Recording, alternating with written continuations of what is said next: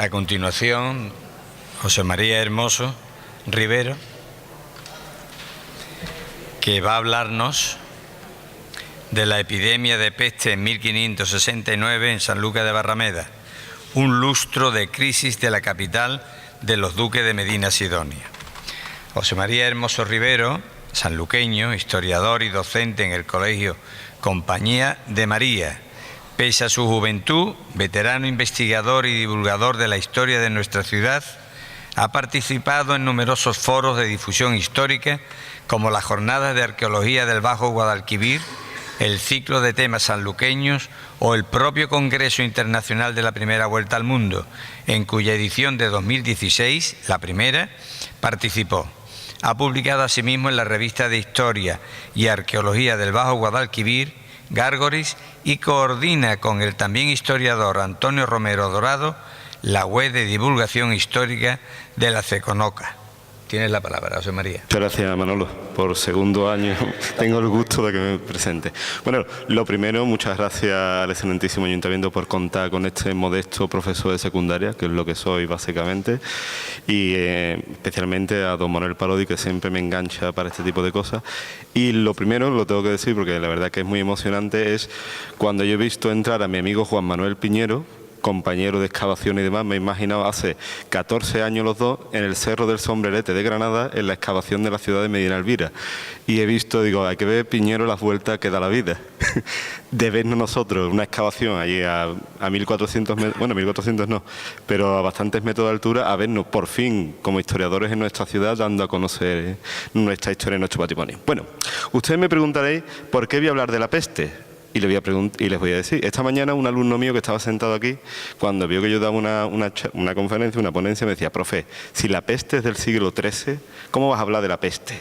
Y digo, no, fíjense ustedes, durante el siglo XVI, ese famoso siglo de oro, riqueza, descubrimientos, pues los brotes de la enfermedad de la pestilencia, por así decirlo, fueron bastante continuos. Si se fijan ustedes la línea cronológica que tienen aquí, fíjense que tenemos brotes prácticamente casi una treintena de años, desde el siglo XVI, los hay anteriores, me refiero, pero yo me ceñí exclusivamente 1507, en la época ya de la circunnavegación, 1521, Sanlúcar sufre, bueno, la zona de Andalucía sufre una epidemia de peste, y yo me voy a centrar especialmente en el de 1568-1572. Y ustedes me preguntarán, ¿y por qué? Pues muy sencillo, porque fue tal la gravedad de esta epidemia que incluso 300 años después historiadores como Velázquez Gastelu hacían referencia a esta epidemia. O sea, lo que sufrió la ciudad durante la epidemia de 1568-69 pues debió ser tan gordo porque 300 años después lo volvían a repetir. Bien, un breve bosquejo para que entiendan ustedes cómo es la ciudad. Sanlúcar, durante esa época de 1568, cuenta con aproximadamente unas 5.000 personas. Perdón, 5.000 vecinos. He puesto personas, pero son vecinos realmente. Algo que es relativo porque una ciudad tan cosmopolita como Sanlúcar recibía muchísima población extranjera. Por tanto, hay incluso fuentes que nos dicen que llegaron hasta los 7.000 vecinos. Puede ser, pero vamos, la media estaría entre los 5.000 vecinos aproximadamente. Después, aunque siempre se incide mucho en que Sanlúcar es una ciudad muy vinculada al tráfico comercial con América, no podemos nunca dejar de olvidar que Sanlúcar es un puerto clave entre el comercio entre Flandes y el Mediterráneo. De hecho, en las actas capitulares, que yo he observado y analizado para este trabajo y que también conoce mi compañera Mercedes, ¿verdad?, la mayoría de los datos que aparecen siempre hacen referencia al comercio con Inglaterra, al comercio con puertos con el Mediterráneo como Valencia, a las especias con Italia y, por supuesto, las almadrabas del duque, el atún del duque. Recuerden ustedes el dicho aquel de por atún y a ver al duque, que era algo muy típico en el siglo XVI. Políticamente, durante esa época, los años de 1556, 1572, Sanlúcar va a estar gobernada por la duquesa la condesa de Niebla, doña Leonor Manrique y Sotomayor. ¿Por qué gobierna ella? Porque el séptimo duque, el famoso séptimo duque, don Alonso Pérez Guzmán, el bueno y demás, es muy niño. Entonces ella va a gobernar en nombre de su hijo hasta 1572. De hecho, en todos los documentos de las actas capitulares siempre se hace referencia a la condesa, nuestra gobernadora, la condesa regente. ¿Bien? ¿Cuándo comienza centrarnos, ¿cuándo empiezan, digamos, en esta época, 1563 aproximadamente, empezamos a tener noticias? En esta época, las hay anteriores, sobre el brote de peste. Lo primero, que aparece una noticia de 1563 diciendo que hay un barco de Inglaterra, en esa época, en 1563, Inglaterra está sufriendo una epidemia de peste y el cabildo de la ciudad ordena que ese barco no entre en las aguas y que no baje ningún tripulante. Incluso se dice más, cualquier vecino que acoja a un inglés de cualquier condición, dícese rico, pobre y demás, podía ser incluso condenado a la cárcel. El sistema para evitar las enfermedades era muy simple y obviamente muy inefectivo. ¿Cuál era? Colocar guardas en los caminos para controlar la entrada de forasteros. Es decir, se controla el puerto como principal vía de entrada de navíos, obviamente, y sobre todo los caminos. De hecho, hay una cosa curiosa. Los guardas los paga el ayuntamiento y cuando se enteran, 1563 esa época, cuando se enteran los ayuntamientos del puerto y de Cádiz de que Sanlúcar está pagando los guardas, dice, pues yo quito los míos. Dice, si ustedes se encargan de vigilar, pues yo quito los míos, ustedes hacen la vigilancia. Es decir, como Sanlúcar, pensarlo, era la principal vía de comunicación y demás, ultramarina, pues por tierra, y de bueno, que Sanlúcar se gaste el dinero en vigilar las entradas y nosotros nos gastamos un duro. El otro sistema era aislar a los enfermos de la ciudad. Obviamente aquí tienen ustedes una representación hecha por mí de cómo sería, tienen el arco de rota, se colocarían guardias y se evitaría la entrada de cualquier forastero que pudiera ser sospechoso de portar la enfermedad. Sobre la epidemia de 1569, ustedes me diréis, mi primer intento fue hacer un análisis estadístico de los muertos, es decir, de las víctimas. Para eso siempre contamos con una documentación que se llama los libros de defunción, obviamente de la parroquia de la O. Pero hay un problema. Cuando yo me voy al archivo diocesano de Jerez y busco esos libros, resulta que aunque los libros de bautismo, cuando se bautiza una persona, son de 1511, los libros de función no comienzan a hacerse hasta 1653. Es decir, no tengo, y no tenemos, y no creo que nadie lo sepa, ni idea del número de víctimas que tenemos. Pero claro, usted me dirá, bueno, Chema, ¿cómo sabe que fue grave? Pues muy sencillo, hubo un testigo, y un testigo que dejó testimonio, y fue un señor llamado Jerónimo Carranza, que escribió el Tratado de Esgrima, el primer tratado de esgrima más importante de España y que se escribió en Sanlúcar de Barrameda en 1568. Aquí don Juan Guilmaiz sabe mucho más que yo de eso. Y en el último capítulo de ese libro habla de la epidemia de peste porque él se quedó aquí. Él la sufrió. Aparte, como tenía su casa en la calle Escuela, él prácticamente estaba en el centro de la ciudad y veía todos los acontecimientos. Esta epidemia de peste va a estar relacionada con otro acontecimiento que nos puede parecer muy raro, que es la Guerra de las Alpujarras. Y dirá, bueno, ¿qué tiene que ver la Guerra de las Alpujarras en Granada con una epidemia de peste? Muy sencillo.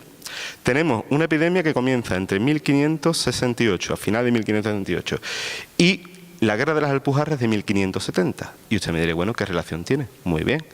Cuando en esa guerra se trae población, o sea, se condena a la deportación a los moriscos de Granada, ellos vienen enfermos, pero no de la peste, de una enfermedad llamada el tifus. ¿Qué ocurre? Que se emparejan las dos enfermedades, el tifus y la peste, pero claro, en esa época no tenían ni idea de cuál era una y cuál era otra. Por tanto, la epidemia, por así decirlo, a rasgos generales, va a durar casi 5 años. ¿Bien? Tal como lo describe Carranza, es auténticamente catastrófico. Yo pensaba que era un exagerado. Digo, este hombre es un exagerado, ¿qué va? Pero cuando te vas a las actas capitulares y ves pequeños datos, porque nunca te dan una descripción exacta, te das cuenta que de exagerado nada. La ciudad se queda auténticamente vacía. Según Carranza, y aquí lo he recreado en una escena y demás, los familiares dejaban a los enfermos en la puerta de la parroquia de la O para que por lo menos los sacerdotes del templo le dieran la extremunción. No se atrevían ni a tocarlo. Y la mayoría de la población huía al campo. ¿Bien? Llegó a tal extremo la epidemia, que los propios regidores del Cabildo abandonan la ciudad. Es decir, hay un acta que don Narciso Climent lo refirió y demás, donde cuenta que aproximadamente en mayo se reúne el escribano mayor, Juan de Bolaño, el Francisco de Torre, que es el corregidor y demás, y el portero. Se reúnen los tres. y no hay nadie. Entonces llaman al portero y dicen, mira, vete a buscar al resto de regidores a sus casas, que tenemos sesión, que hay que discutir sobre demás. Cuando vuelve el portero, literalmente dice, todos habían huido. Y usted me dirá, y eso pasó mucho durante 4 años. Ocurrió durante todos los veranos. Y alguno me dirá, ¿y por qué los veranos? ¿Cuándo se reproducen los parásitos? Cuando hace calor. Por tanto, en cuanto llegaba el buen tiempo, dice ser mayo, junio y demás, esto se quedaba auténticamente vacío. Fíjense usted hasta qué extremo llegó la gravedad, que en esos años son continuos las peticiones de pago de gente que el ayuntamiento se ha apropiado de sus huertas. ¿Para qué? Para enterrar a los muertos. Es decir, como no había capacidad donde meterlo, les compraban las huertas para enterrar a los muertos, no tenían sitio. Y después, lo que he dicho, se aísla a los enfermos. ¿Pero dónde? Lo primero donde se aísla es en la ermita de San Sebastián, que es un templo de los más antiguos, ya desaparecido, que estaría hoy en día por la zona del Parmar, la zona del Botánico y demás. Y allí se les refugia. Y hay un montón de peticiones de gente a la que se les ha cogido tablas para sus casas, materiales, pidiéndole al ayuntamiento, digo, las actas siempre son muy escuetas en eso, que se les pague por los materiales que se ha cogido para construir el hospital y ermita de San Antón. Y obviamente hospital con cementerio. Bien, durante 1570 la epidemia se va a estabilizar. Bueno, en verdad no se va a estabilizar, es que no sabemos nada. Lo único que sabemos es un montón de pagos. Que el ayuntamiento pague por enterrar a los muertos, que el ayuntamiento pague por coger materiales para construir el hospital. Solución, obviamente hay que pagarle a los médicos que atienden la enfermedad. ¿Y de dónde se saca? Pues lo que había, impuestos. Impuestos sobre la carne, impuestos sobre el aceite, para pagar a los médicos. Y qué curioso. ¿Quién comía carne en esa época? Pues las clases pudientes. ¿Y quién van a protestar los primeros? Las clases pudientes. Es decir, las actas están llenas de menciones de los frailes de Santo Domingo protestan al cabildo por la imposición de la carne. Las monjas de Regina protestan al cabildo por la imposición de la carne. Y dices, pero vamos por Dios, si esto era para ayudar a los demás, no. Porque como siempre hemos dicho, una cosa es predicar y otra dar trigo. Después, el otro sistema donde se alojó fue, y lo represento en esta imagen, fue la ermita de San Antón, que es el templo, y esto lo sabe aquí mejor que yo don Antonio Romero de Lado, el templo más antiguo de la ciudad, incluso más antiguo que la parroquia de Lao. Y se coge a los enfermos y se los manda fuera de la ciudad.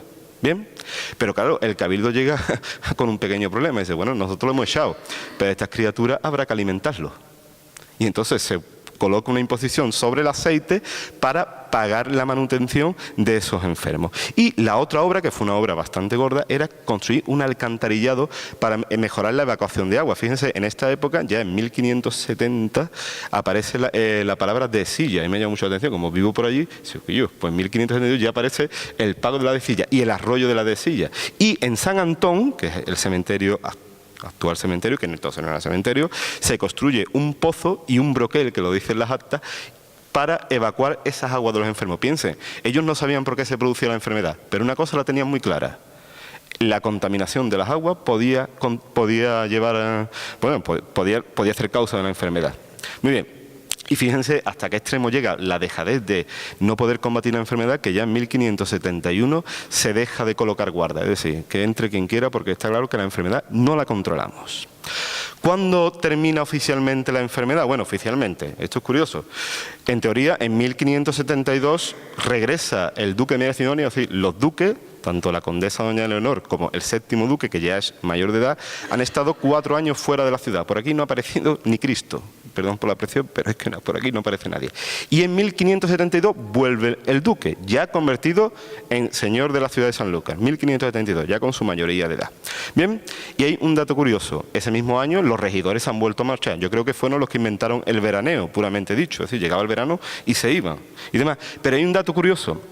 Ese mismo año, en 1572, hay un acta que dice, se volverá a celebrar el Corpus Christi.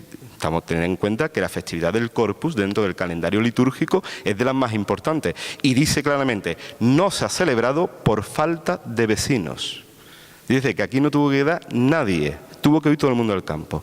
Y sobre esas fechas podemos establecer casi oficialmente que la peste, tal como dicen los documentos, parece que ha remitido, cosa que parece un poco inexacta, porque teniendo en cuenta que los propios regidores dirían mucho que la peste había remitido, pero los primeros que huyeron fueron ellos en ese mismo año.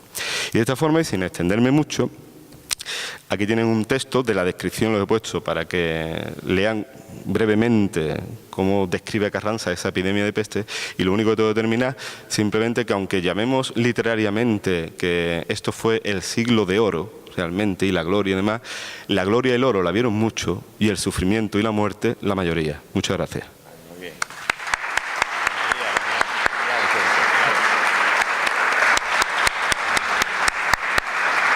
Bueno, ahora te queda, ¿no? Nos quedamos todos, ahora nos quedamos todos, por favor.